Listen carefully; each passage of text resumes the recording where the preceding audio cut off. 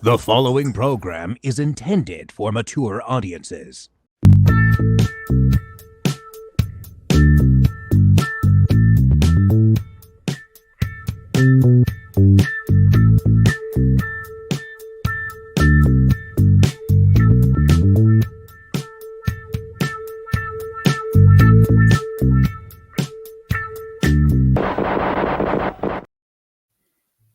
Greetings, Flesh Wound After Dark fans, and welcome to another episode of our Black Emmanuelle series. I am Flesh Wound Dan, joined by producer Todd. Good evening. And our special guest, Max Ammo. How's it going, Max? It's a pleasure to be here. It's going very well, thank you. Yes. So tonight, it's after dark. It could just as easily be Flesh Wound Horror, though, because you get a very healthy mix of the horrific and the erotic in these two movies. Actually, they're pretty equal, which I guess we'll talk about. They're both pretty nasty. And with that being said, we can get right into it because I'm really eager to talk about these movies. And our first one from director Joe D'Amato, 1977's Emmanuelle Around the World. And this film follows famous undercover journalist Emmanuelle teams with their friend Cora Norman to uncover a white slave ring that traffics in women kidnapped from various locales around the world. Her investigations leaves plenty of time, however, for globetrotting and bed hopping. As each lead turns up bad, Emmanuelle begins to wonder if she can ever put an end to this horrible slavery ring. All right, Emmanuelle Around the World. This one, if you're a fan of XXX Golden Era cinema, it is the famous adult film actor Paul Thomas who plays the truck driver at the beginning that Emmanuelle performs with. I thought that was pretty funny. And at this time, of course, a lot of those actors made the mainstream rounds. I think Paul Thomas got his start in Jesus Christ Superstar. Wow. And then immediately just went into hardcore adult film, which is just hilarious. It's like that one. It's like Jesus Christ Superstar, then lesbian cheerleaders 27. It's just like a sharp right turn. If Jim Cazale had done that after the Christ, man, he'd probably have a better career. Oh man. I was gonna say like Jim Caviezel doing hardcore porn. I don't think Mel would approve of that, though. I don't think Mel would approve, no. So this one is pretty wild stuff. It's got a great cast. Ivan Rassimov is Dr. Malcolm Robertson, and we also get George Eastman. George Eastman is a guru. That for me, as a George Eastman fan, that was just made the movie worthwhile just for that alone. George Eastman is the guru, was fantastic. He was, yeah. He's overseeing this orgy, and then the line is "to orgasm means to die," and of course, Emmanuelle causes one of his pupils to prematurely ejaculate, which he was not too pleased about. This one's really entertaining because it's a really nasty movie, particularly as you get towards the tail end of the film. But it's also really funny. This one kind of puts you through the motions. I mean, you've got a dog assaulting a girl. You've got some really twice, yes. Yeah. Chang, the villain there, one of the villains, was like, this is pretty wild.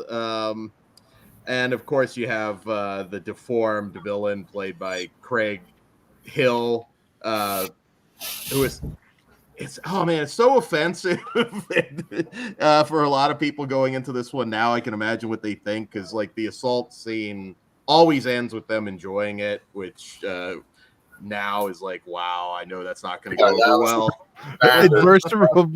Irreversible would have been a much different movie. Yeah, Irreversible by Joe D'Amato. Sure. Max, what do you think of this one? It's incredibly entertaining, and I enjoyed it a lot. Yeah, I enjoyed it a lot. I mean, I thought it was a little tamer than Emmanuel in America, in terms of it didn't have the same graphic gore that Emmanuel in America had, you know. But no, I liked it, and because it shifted locations frequently, it kept it moving, and you know, just it is nasty. There's no doubt about that, and just bizarre. It's just, that's what I find so fascinating about these movies. Like her journalist friend gets gang by the guys. They come around to her apartment and gang her, and then she tells Emmanuel, she's like, "Oh yeah, they came around there." Just so casual about it. "Oh yeah, they came in there." Those bastards, you know, like. It is, and it's there's the scene with like it goes from this extreme nastiness to comedy, like when Emmanuelle's in the closet and they're watching I think it was supposed to be his stepmom and the maid, if I remember right. And then of course she still has sex with him in the closet, so he's not that broken up about the mom. Oh, that's something that really struck me. Right at the beginning, after she gets out of a truck and she goes into the hotel, she's so fucking rude to the receptionist. Do you remember? She goes into the hotel, there's like a line of people all waiting. It's like, oh, you, hey, come in. You know who I am. It's like, wow. Yeah. It's like D'Amato toyed with just, I'm going to make you a bitch in this movie, but then I changed my mind. Yeah. This one is a good, I mean, you can really, if you haven't figured it out already, for people that haven't watched these movies yet, you can jump in at any point. This might be a good entry point for some people, because I feel like if you're just into what the fuck kind of movies, I mean, we have a scene where milk is poured on this girl's vagina and then a snake is inserted.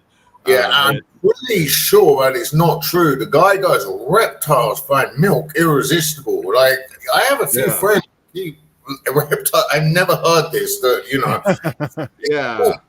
Now I'm, you know. Yeah, I was thinking the same thing. I mean, I'm pretty sure that's not a zoological fact. I'm pretty sure that's just Joe D'Amato needed a reason for the snake to perform this, essentially. Yeah, I mean, put a rat in there or something. Richard Gere or something. I don't know. Something to make that work. But hey, it still happens. Chang is not in it very long, but good Lord, what an evil prick Chang is. He seems to be having a blast in this movie. It is just, again, they don't make them like this anymore. You can't. And this is like maybe the ultimate time capsule when it comes to this franchise, because it is. I was also going to mention it's beautifully shot, which is what makes these movies interesting. Is even though they're sleazy and, you know, ridiculous, the cinematography is absolutely fucking great. I mean, it really is beautifully shot. Especially the scenes in San Francisco, I was thinking, wow, it's a really nice cinematography.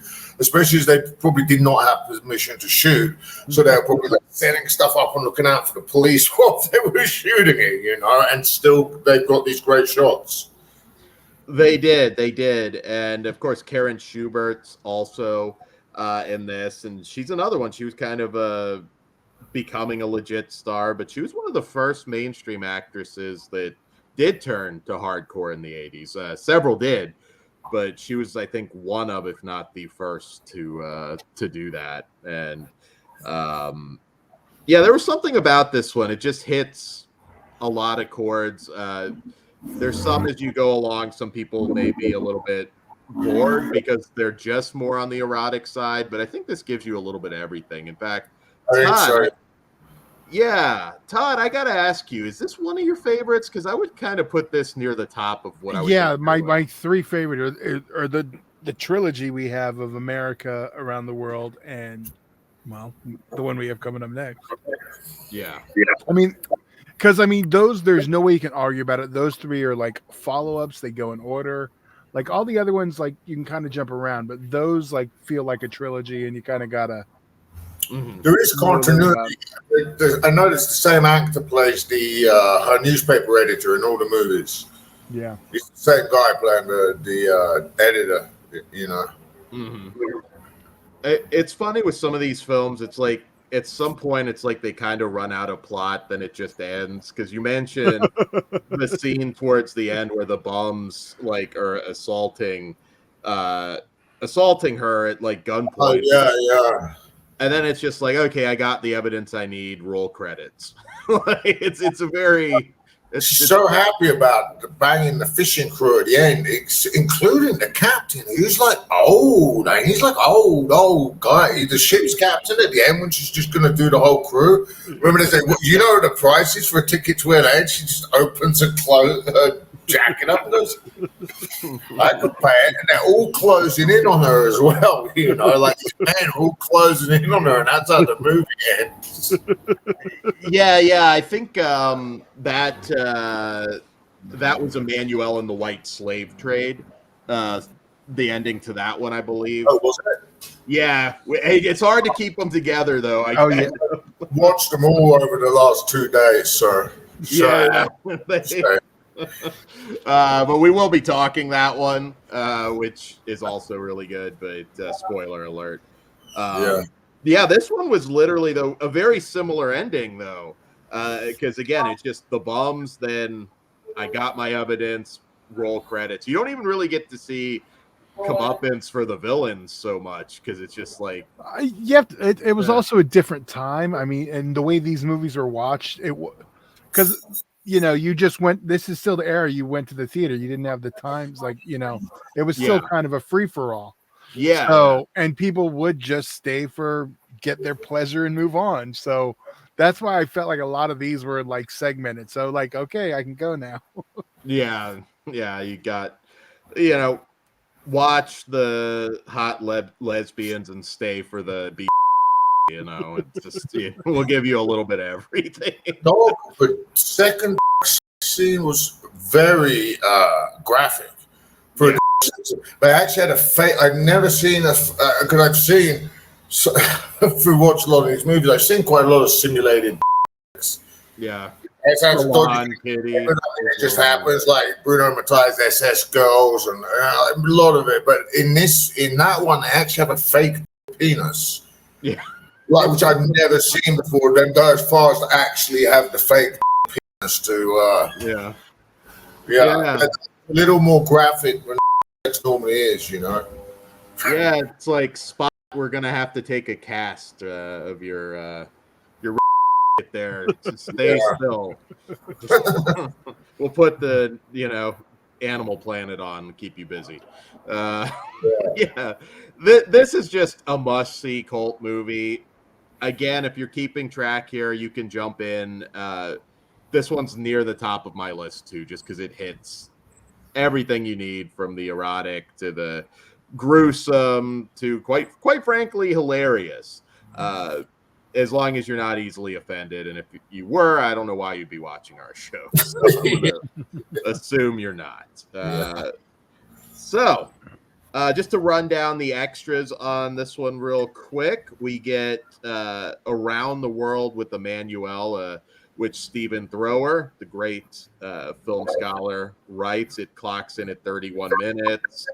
And this one talks about the cut UK version, Confession of Emmanuelle, which I have not watched that version in a long, long time, but I can imagine it's like 10 minutes, probably. He does discuss, once again, male and female screenwriters on this one, which you would never guess that a female would write this, but that is not the case. Talks a little bit about the mix of sex and sadism in this film, and it's as always, Stephen Thrower great piece. There is also a 14-minute segment. I'm not a guru. Actor Luigi Montefiore. Fun little piece. They talk a little bit about his first project with Joe D'Amato, which was actually a Western, Cormac of the Mounties, which is one you can track down. It's pretty good. Well, I haven't seen that. I've never seen that. There's a lot of alt titles for that one, I believe. But I'm pretty sure somebody put out a Blu-ray. I'd have to double check. But yeah, Cormac of the Mounties. There's also The Beautiful One, an interview with actor Gianni Macchia that runs 14 minutes. This is kind of a career piece. He talks about D'Amato, some of the films he did with Fernando De Leo. And also... he's a great guy. He made some great occult movies, you know. Yeah, Fernando De Leo is definitely at the top of the list for Italian directors in general, cross genres. And he talks a little bit about his breakout role in A Woman on Fire and how funny Joe D'Amato was on set, which is kind of a theme in a lot of these. I'd say the highlight as far as extras on this movie is a mini doc called A Tribute to Karen Schubert.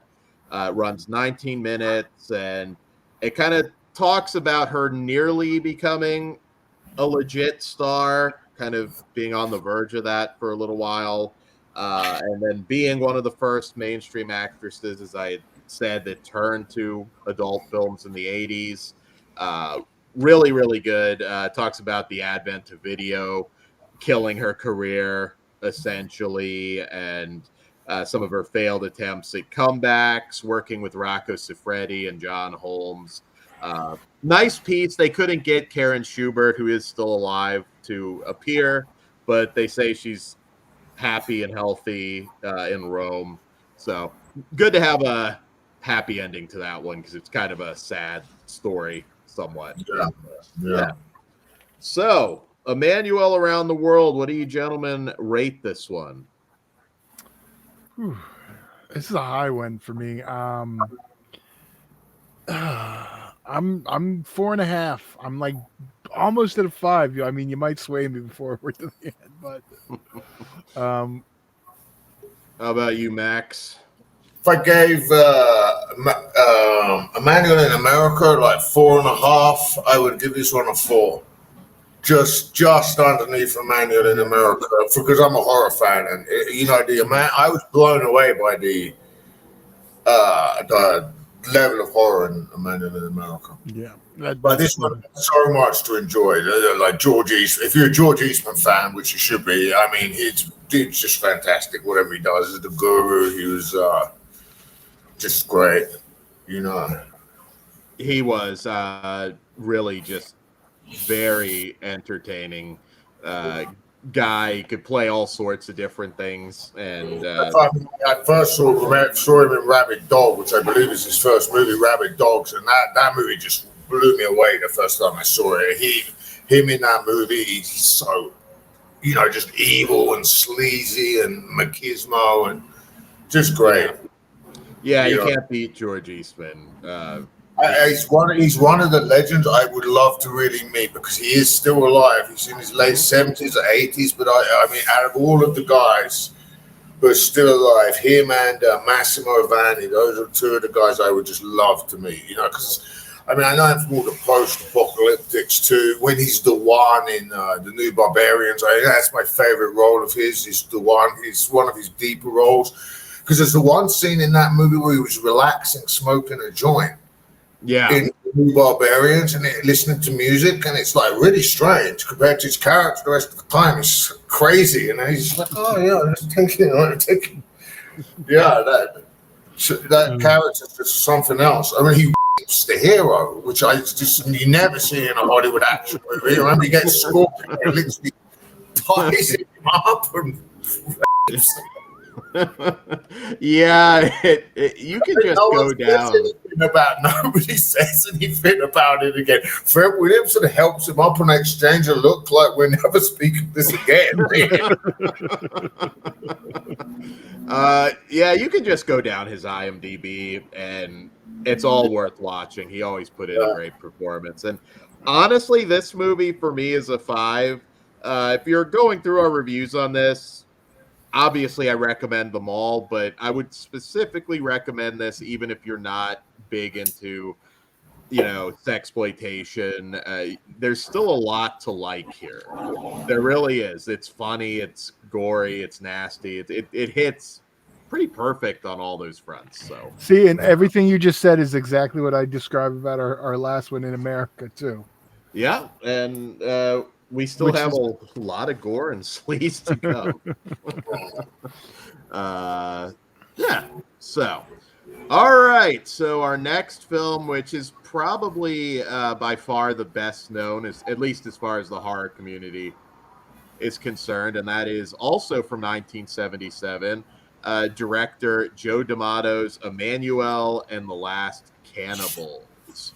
And in this film, while doing undercover work in a mental hospital, Emmanuelle discovers a girl who seems to have been raised by a tribe of Amazonian cannibals. Intrigued, Emmanuelle and friends travel deep into the Amazon jungle, where they find that the supposedly extinct tribe of cannibals are very much alive, and Emmanuelle and her party are not welcome visitors in their jungle.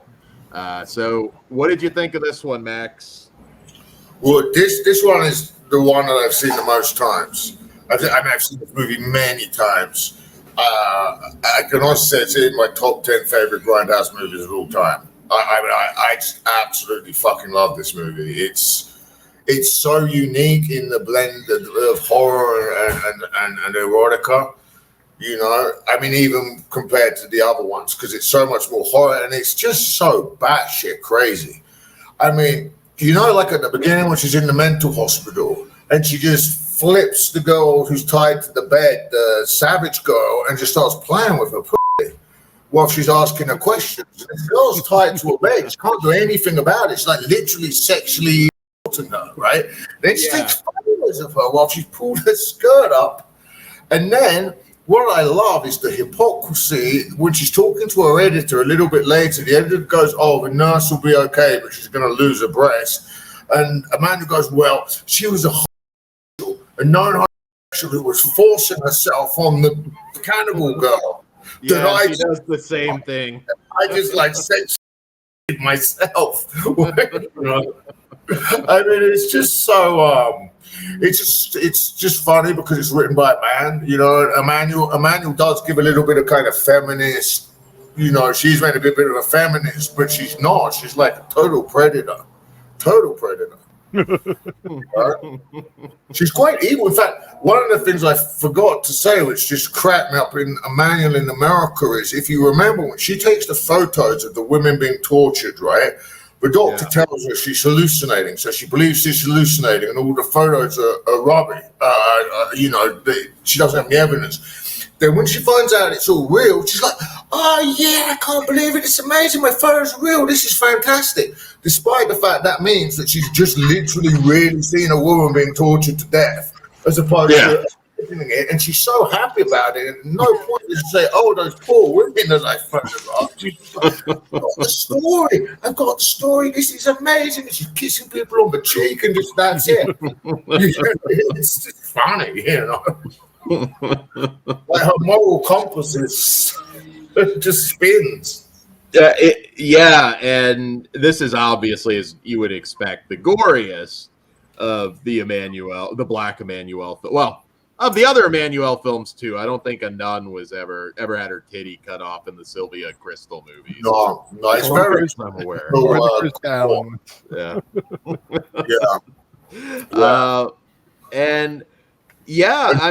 one's the wonderful Donald O'Brien is. It's actually. I don't know if this is a coincidence, but for a start. The setup of Emmanuelle Loves Cannibals is very similar to the setup of Dr. Butcher MD with the symbol on the girl. And Donald O'Brien is in both those movies. And if you actually watch Dr. Butcher MD, they use a big portion of the Emmanuelle soundtrack on that. No. They actually use the same music on both movies.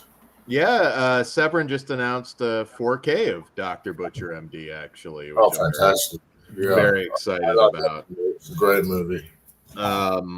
So, yeah, I mean, this one has a lot going on as well. It's a cannibal film, of course. It's an erotic film.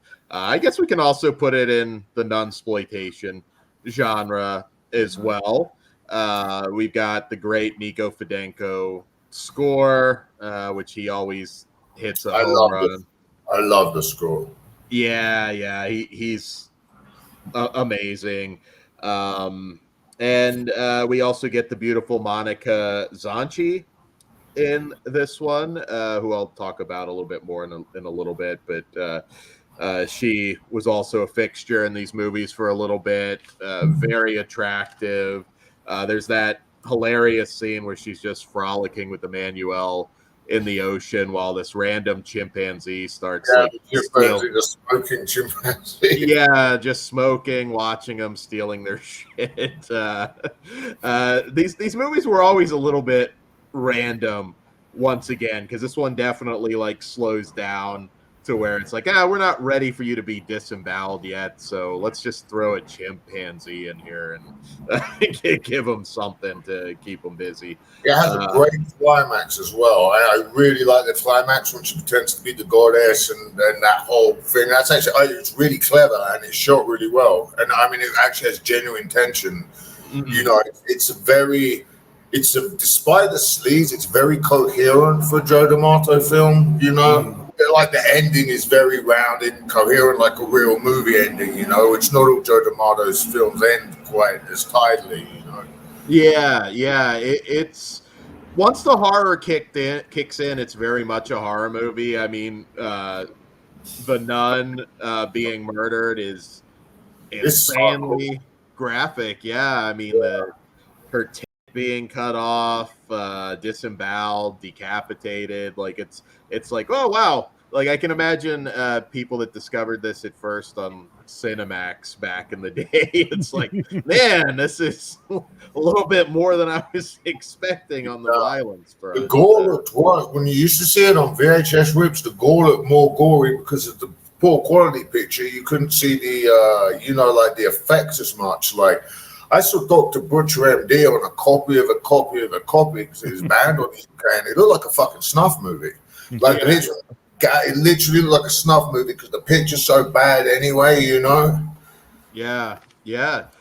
This one, it looks great on Blu-ray. Of course, the Donald getting split in half by the ropes, and this one's brutal. I mean, if you are a Cannibal fan and have maybe skipped it because you thought, oh, Emmanuelle, this is just softcore stuff, don't sleep on it. It gets just as nasty as a lot of those cannibal films. It's it's one of my favorite cannibal films. Oh, out of the big ones, it's one of my favorites. Yeah, it's a great horror movie. It is, and not really heavy on the animal cruelty though, which might be a plus. No, there's any animal cruelty in it, unless they really shoot that snake in the head, which they possibly do. But by cannibal movies, it's certainly like probably the least, apart from Cannibal Apocalypse, which is animal cruelty free. Yeah, but certainly compared to the Ferox, Holocaust, and even the Mountain of the Cannibal God has the Serge Martino one that has some kind of animal cruelty, and I can't remember what it is, but there's some animal getting chopped. In the credits, I know that's the one where you can see them very obviously overlaying whatever they're using to try to poke the animal to make him fight the other one. It's like a bad tree branch over a hand. It's pretty funny. That chimp developed a very crippling nicotine addiction after this. He looked like he had it before. He looked like he knows when his first cigarettes explode. That chimp. He was smoking for a while, you know. I would have liked an interview with the chimp on the features personally, but we don't get it, unfortunately. I hear one of the DVD extras was a Donald O'Brien, something about Donald O'Brien. Yes, he of course had passed away a while ago, but yeah, Dr. Brian, MD, 20 minutes. He's a really interesting guy. It's not specifically about any one movie, but talks about his dad fighting in World War I and traveling the world. It's a very old one. It's something that a fan or something must have put together because he's just in a pub just telling stories. Pretty cool stuff. Uh, and yeah, well, you had mentioned the ending of the film, which I do think is one of the more clever endings because a lot of these just kind of like, okay, roll credits. She got the evidence, and we'll just assume everybody got arrested. I thought that really held up. He was definitely trying to make more of a horror film, and I think it works. I think they're playing for a different audience in this one. I think Yeah. the fact that they are playing for a horror audience, they needed that story to kind of wrap up better than you would on just off to the next town to do whatever, get gang. I mean, since it's missing that, it does feel like it's a little different than the rest just for that reason. Yeah, absolutely. And I can run down the extras on this one as well, which it has a 27-minute documentary. The World of Nico Fandango, of course, was the composer. Really, really cool. They talk a little bit about his singing career, how he got started. He was a legend. I mean, he was out selling big names at the time, and he talks about some of the soundtracks that he had the pleasure of working on through his RCA connections, and also spoke very kindly of Joe D'Amato. He kind of hints at maybe not being able to do the score for some of his later adult work, which I thought was kind of funny, but really good, well worth listening to because Nico Fandango is a legend, and it's wild to see what he's worked on. We also get A Nun Among the Cannibals, interview with actress Anna Maria Clementi, that runs 22 minutes. She's still gorgeous. She looks great. It looks like a newer interview. She talks about, she didn't have a lot of starring roles, but she does talk about a starring role she had playing Lorna in Joe D'Amato's very sleazy 1979 film, The Pleasure Shop on 7th Avenue, which I know is also known as Porno on 7th Street. And she talks a little bit about that. The locations for Last Cannibals, where they shot in Fogliano, which is not a jungle. They didn't shoot this in the Amazon, but talks about how it doubled pretty well.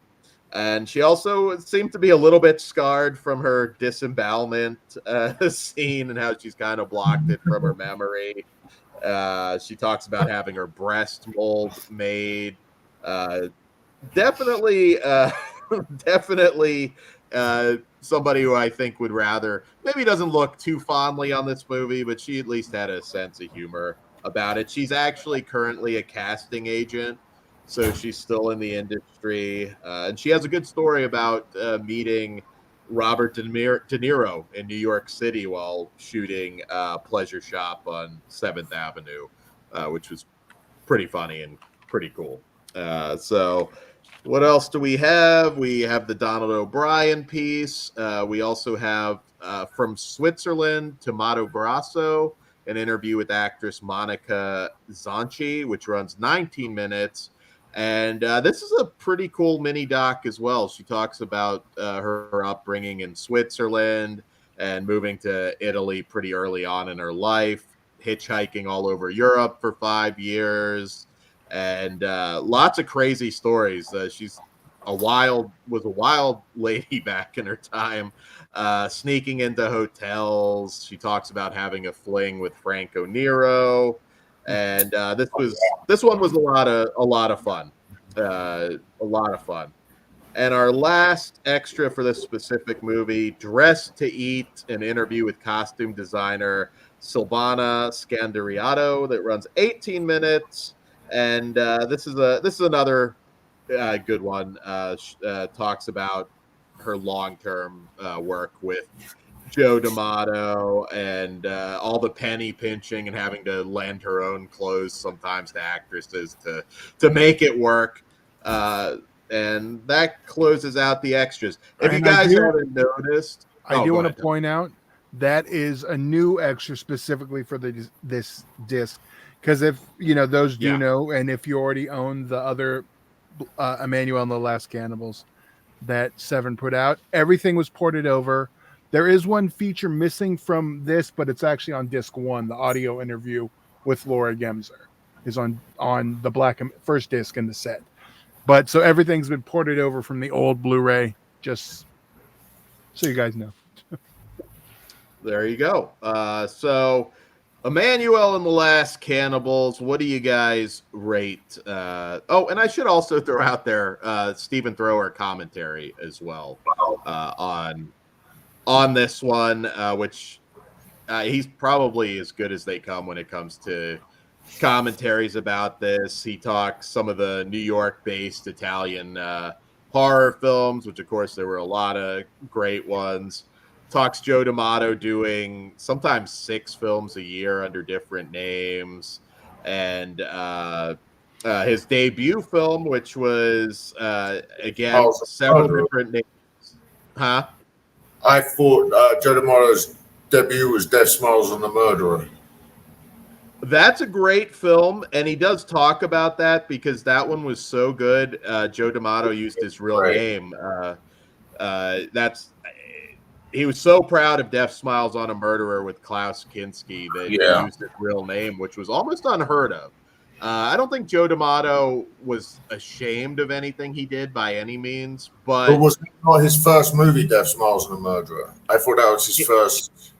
His very first movie was actually Step Aside Trinity Comes to El Dorado, a spaghetti western. It's really confusing because with these Italian movies, they were churning them out so fast. Like with the Emmanuelle films, they were just off. Like the Emmanuelle films on IMDb are not really in order, which is tough because some of them were coming out the same year. So it was like, because IMDb lists by order, then if they're the same year, it lists alphabetical.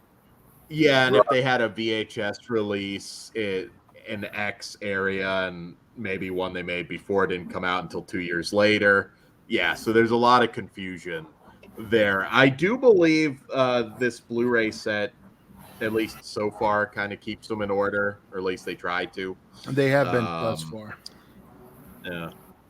I mean, you can argue this is don't matter to the timeline, but we'll get to this. Oh, definitely. And they talk a little bit about Joe D'Amato's Decameronic films. It's a really good commentary, and I highly recommend it. Now, the movie, what do we rate the movie, gentlemen? I mean, that's easy. I'm a 5 on this one. Yeah, I'm 5 out of 5. I would say it's one of the most underrated cannibal movies of all time. Horror fans really should check it out. It's absolutely fucking blast. What was the I'm 5 as well. All right, I figure. What was the American VHS time? I know it had a non-Emmanuelle name, and I can't think of it. Oh boy, it's hard to remember all of these because there were so many. It's been Emmanuelle and the Last Cannibals for a while for me. Yeah, I want to say it was like Make 'Em Die. It was something really simple. Yeah. Okay, I didn't know if you. Yeah, they probably tried to piggyback. Make Them Die Slowly was nominated for Cannibal Ferox. Yeah, it was close to that too. Yeah, I think they tried to piggyback that, even though that came out later, obviously. But I think I can't think of it. There's so many, but Emmanuelle and the Last Cannibals is where you'll find it now for the most part. And you know what? This is a totally different movie, but it's a good double feature if you want 2 non-traditional cannibal movies with Massacre and Dinosaur Valley, which is a little bit more of an adventure-based one, not as gruesome, but 2 fun movies that I feel like a lot didn't watch. It was trap them and kill them. That's what Trap- I was there you close. Okay. Yeah. So right. you might still find it under that title. Emmanuel and the Last Cannibals. Yeah, that's what it is. Yeah. There you go. So, guys, we hope you're enjoying these reviews. We will be back. A very different episode next time because we're going to kind of get into the Mondo films. The that Mondo. are- Yes, yes. Which Manuel has always kind of had something in common with the Mondo, but they go full Mondo, and we hope to see you guys back next time. Yes. All right. So On that note, we'll See you later. back here soon. good night. Good night. Good night.